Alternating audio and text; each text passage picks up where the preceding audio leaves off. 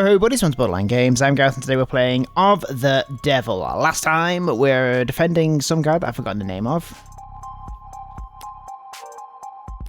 Ooh, profiles. We are defending... No, I'm Morgan. We are defending Flat. We're defending Flat, who's got a missing arm. He's being charged with murdering his wife. Or partner. His partner, probably, right? Heartbreak. I don't know who that is. Nope. Nope. That's me. That's it. That's it. Okay. We're defending Flat. We've now got to confront this piece of evidence that he wrote a confession. This is the confession that he supposedly wrote, but it's actually about this here. It's about this ceramic crap. I'm pretty sure that's the right answer. It's been 2 weeks since we last did an episode of this, so, you know, my memory's a little hazy. How do I get it to... I do this. There we go. You're simply apologizing for this. The hell is that? Yeah, got some chips. I found myself asking the exact same question. What are you looking at here? Something from the crime scene? And this diagram of the room, it's created from data you captured, right? Pure, non-GMO, augmented reality, crime scene data, yeah. What's, non-GMO? Oh, what's non-GMO? Not much these days. Notice anything out of place? Yeah, the whole room's full of busted shit.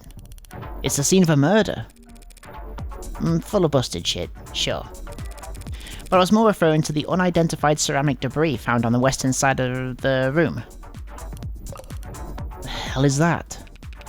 Ceramic debris, huh? Must be from the vase that got tossed. Actually, that's not possible. Oh? Because that vase wasn't damaged. It's not possible for that debris to have come from the vase, because that vase is still pristine. How is that? How is that possible?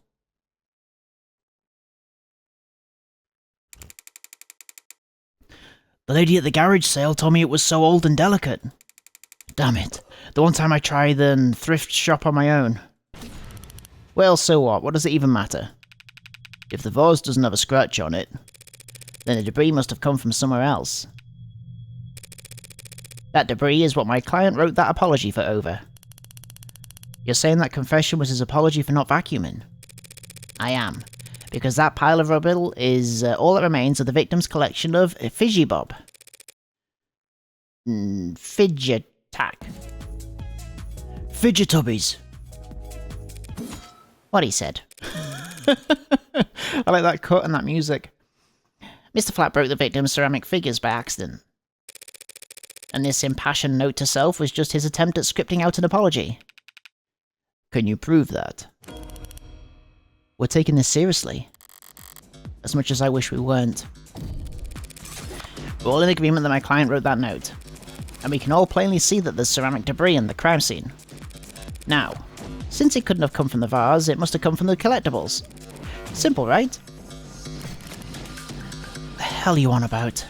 The entire room was trashed, as the arcs clearly shows. Those Fidgetubbies must have gotten pulverized during the struggle too. You really gonna claim he sat down to write an apology for breaking the toys after gunning her down? Not a bad train of thought, but I can do better. No. Those collectibles were destroyed much earlier than that, and there's proof. Oh, hang on. They broke during the shooting. No, not this. Stiff and unyielding. Found in Flat's room in his shaky handwriting expresses a lot of guilt. Can I look at my evidence? Flat's rental. After smashing into the victim's collectibles and hasn't worn it since. Maybe it's to do with the arm? Currently in police custody. This. Just take a closer look at the rental you took into custody. Huh? One swipe of your finger should show exactly how devastating it was to the fickle buddy ecosystem. It's, fidget tubbies. Whatever. You did take it into custody. I'm sure your techs found ceramic debris on it, yes? Now that you mention it. Fine, whatever. He broke them with his arm. While he was killing her. Happy? Overjoyed, because even a cheap arm's got an operating system that had logged the last time it was worn, right? Right. See, I happened to spot a footnote on the lab report. Said that rental hadn't been used since the AM. Whose side are you on, old man? It's gotten pretty late, Sunshine. Just trying to save us all some time where I can. Well, thank you for your service. Well, thank you for your service. Are you seriously buying this crap? Just look at how scrolled, how panicked that note is. You expect me to believe he was just upset over a fidget tubby collection? One that hasn't even been graded. Setting aside Detective Ray's surprising depth of knowledge when it comes to collectibles, you're correct. They held no real monetary value. It would be odd for Carlos to be so shaken over their loss. But so what? So what? After all, that's not a panic you're seeing on that page. That's not panic you're seeing on that page. No, the only reason that note looks the way it does is because Carlos is right-handed. Because Carlos is right-handed. Yes, I am. Did they not know that? Shouldn't that be on my permanent record or something? So the reason why that note looks like asylum wall scribbles is just because he had his left hand to write with. I tend to think better writing than typing. And I need to get used to use my left hand anyway. I just thought it could be a good practice. Taking that into account, alongside the ceramics, your slam dunk confession is looking about as watertight as a fishnet. I think Morgan's got this in the bag. This might be a very quick case. Okay, fine. Forget about the confession. Congratulations, Counselor. You've established that your client's remorseless. Now let's get back to the reality of the situation. Here are the facts. We found your client at the scene of the crime, wearing a coat covered in the victim's blood, right next to a big old goddamn gun, just so happened to have his fingerprints on it. That's right, that coat is, What? You gonna claim it's not his? That he actually wears an extra small? She's trying to bait me, in her typical low-key fashion. She must have something. No sense playing into it. Something you'd like to ask me, Detective? I'm just curious, what'll it be next? You gonna tell me that he actually wears an extra small? Whoa, what's going on here? Stay. Stay? He doesn't wear an XXS. Or what? Raise. Oh! That's interesting. We've got this new kind of mechanic where we can either raise or... He doesn't wear an XXS. Okay, I guess we're gonna stay with this one until we find out more about this mechanic. That's so funny. What is it called in like poker where you check to see if you check? And she just checked. I like that. That's kind of funny. I think that is funny. G. Carlos. Do you? No. Yeah? Sure there's no evil twin you've forgotten to mention? There's no evil twin? No, I'm afraid not. Not even going to go for a mysterious third party at the scene of the crime. To prove his innocence, I'll need to get there eventually. But going there now, without hard evidence. I can prove a third party. I can't prove a third party. Can we prove a third party? Should raise. Let's see what she does when we raise. Ah, my eyes! I'm quite confident that my client isn't guilty, so there must have been a third individual at some point. That's cute. Only problem is, the arcs show plain as day that there's no evidence of anyone but Carlos being there that night. So keep dreaming. It was obvious she had something there. I wasn't going to win that hand either way. But that's no reason for me to play her punching bag. I like that all of these kind of talks with the client and the police are like a game of poker to her. You know, I like that angle. I like it. We're not contesting any of that, Detective. My client freely admits to holding that gun. He picked it up in confusion after coming home to find a brutal crime scene. Which was not smart. Hey! We're not illegal either. And that's all. He had her blood all over his clothes. Yes, he did. Right. Do you have any of those clothes on hand, by the way? The lab finished with them a while ago. What are you getting at? It'll be easier to just show you. Would you mind getting them for me? You know what? Sure, I could use the fresh air. Stinks of bullshit in here anyway. And here I thought the room smelled like... Psst. Morgan, what are you doing? My coat's covered in her blood. I remember that much. So doesn't that, like, make me look really bad? Just relax, Carlos. I'm pretty sure that that's impossible. You're innocent.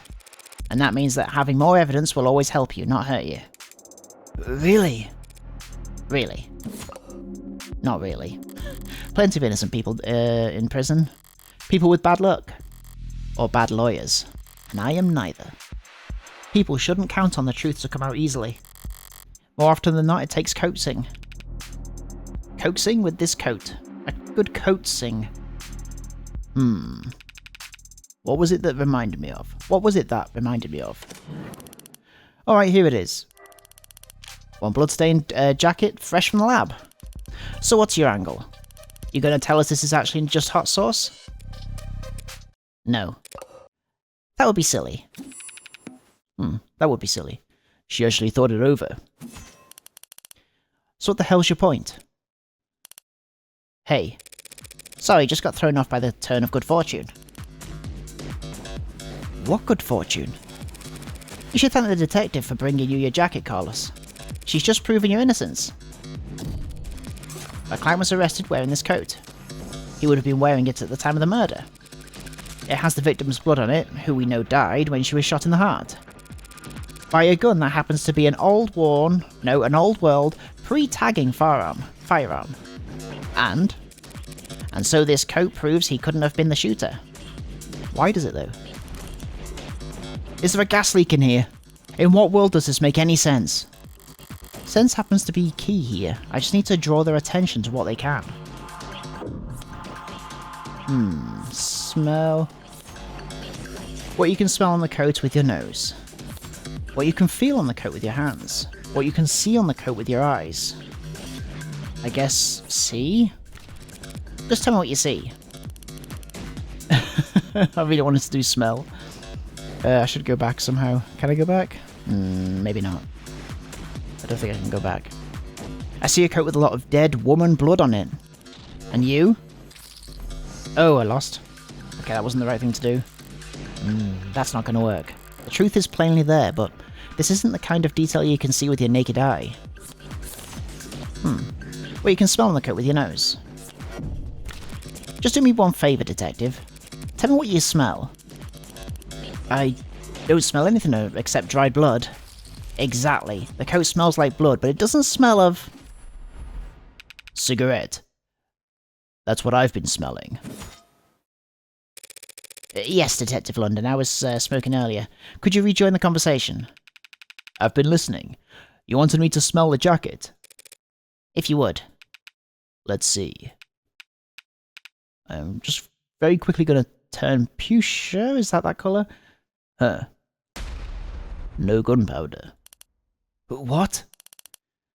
What about gunpowder? Oh, don't blame yourself for not noticing. This was before your time. You can't be more than a few years older than me.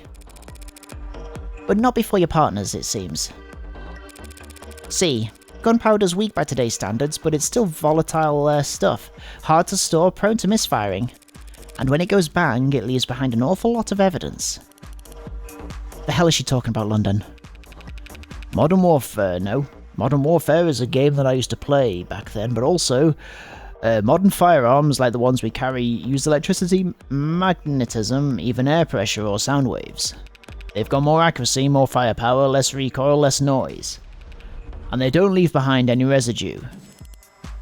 Gunpowder residue. You taught my ear off about how difficult it is to tracking down a gun that doesn't leave digital traces. But a revolver like this one, it'd leave gunpowder on the skin of whoever fired it for days.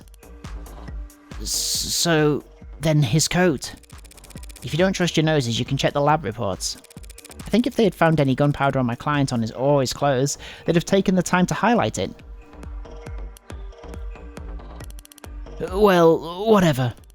That just means he washed off after shooting her, or he changed his clothes. That's not possible, because the blood's on his clothes. No, I suppose.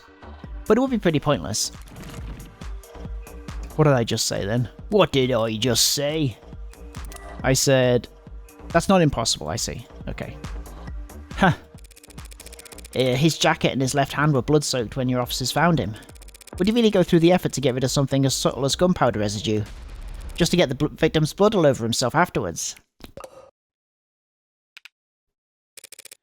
In light of these details, I'd like to formally request that you reconsider the changes, no, the charges Mr. Flat is facing, as soon as possible. Whoa. They're faltering now.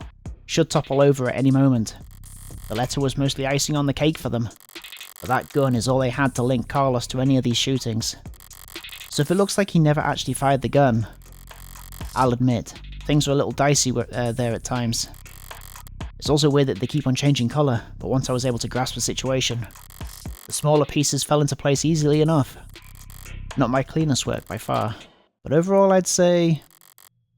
Did she get a message? Wait, did they actually manage to find it? Something you'd like to share, Detective Reyes? You're good. Thanks? Twisting the truth into knots, making the facts work for you. Thanks. But your luck just ran out, because the net scrubbers found a cam active at the exact moment of the shooting, and right now, I'm staring at a photo of the killer. Wanna bet? A photo of the shooter. If she had that, we wouldn't still be talking. But I doubt she's just pulling this out of her ass. She's got something from the scrubbers. Ooh, she must have something. She must be bluffing. She must be bluffing. That's a bold bluff for this late in the game, Detective. Especially when we both know that there was an optics blackout during the shooting. Well, that's just it. This isn't from optics. Uh-oh. I got smacked. I should have figured she wouldn't make a claim that bold without something to back it up. Party's over, Counselor. Feast your eyes on this. Well. Okay, the quality is lacking. And yet, there it is. They managed to find a quarter needle of evidence in a whole city block of haystacks. What are the goddamn chances? No. With the scale their tools operate on, I guess the chances are always in their favour. Alright, this isn't good. But it's a far cry from the worst case scenario I envisioned. You could even say I got lucky, which means the stakes are... Well, it's a little bit, blurry. Don't look at me, I didn't take the dab thing. Technically no one took it. Looks like at the time of the shooting a neighbour was on their phone. Probably venting about how crazy the couple across the way was acting. But if their phone was on, its camera would be on. And so we managed to get this shot through the window. Where to begin? Far away, unfocused, ultra low resolution, zoomed in, blurred, colour shifted, and so compressed it looks like it's from another century. There are tools that could enhance it. Enhance this image any further and I could count the pixels on one hand. And you could kiss its admissibility in court goodbye. You can't honestly claim that you can identify my client from this image. And there's no way in hell you could get this past the judge. Yeah, you're probably right, we couldn't. but I think I know a DA that could. Uh-oh. Either way, it doesn't seem like your client's leaving this police station anytime soon. That photo! What the hell is happening to me? Think. Think I know a DA that could? Don't be so modest, old man. We have photo evidence of a left-handed shooter standing in the hallway at the same time the whole neighborhood heard a gunshot. A left-handed shooter? And who do we know had the left-hand fingerprints all over that gun? You're referring to my client. You think? We've established he wasn't wearing his modded arm at all tonight, so he must have shot with his left. Yes, we've also established that he's weak with his left side. A left side that had no gunpowder whatsoever. Forensics will never be perfect, Counselor. Sometimes we miss things. Sometimes you take a walk through the rain and when you finally get where you were going, you somehow end up dry. But that doesn't mean it didn't rain. What a weird analogy. All of which is to say, before a judge or jury, photographic evidence outweighs a failed sniff test. Carlos is innocent. I know he is. But that photo shows a left-handed shooter. Carlos is innocent. That photo is real. If both are true, then that means that photo doesn't show what it appears to show. So, at a loss for words? Never. I'm just confused about one thing. Where was this photo taken from exactly? Exactly. Positional data is usually only accurate to the nearest public router. If we de-anon the phone owner and ask them where, why bother with any of that? Ballistics and common sense tells us that the perp shot from the room's doorway. The front entrance of the apartment faces to the south. There's a hallway that runs back to the bedroom. We're looking straight at the shooter, so it's pretty obvious that this was taken from across the north window. From the north? If this is from the north, then why can we clearly see the... It's not that complicated. The neighbour who got the shot must live on the other side of the street.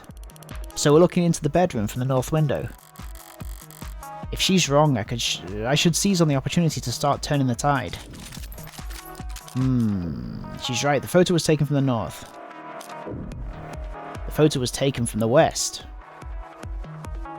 But it seems like she knows something. If this is from the north, then why can we clearly see the something? So that sounds like...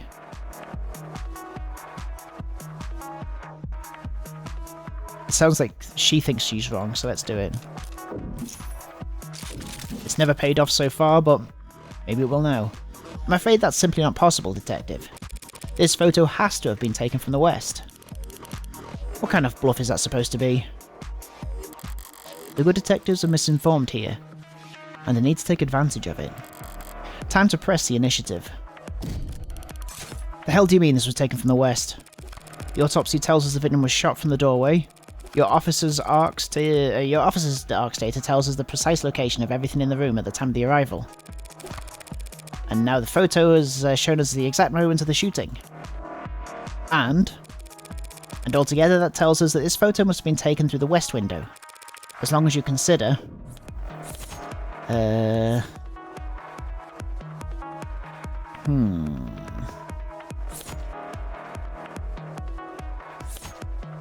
Mirror was upright, clock was on the wall, cushions and bed were neat. I feel like it's got to be this, right? I don't really understand, but let's find out. Just take one look at the clock in that photo.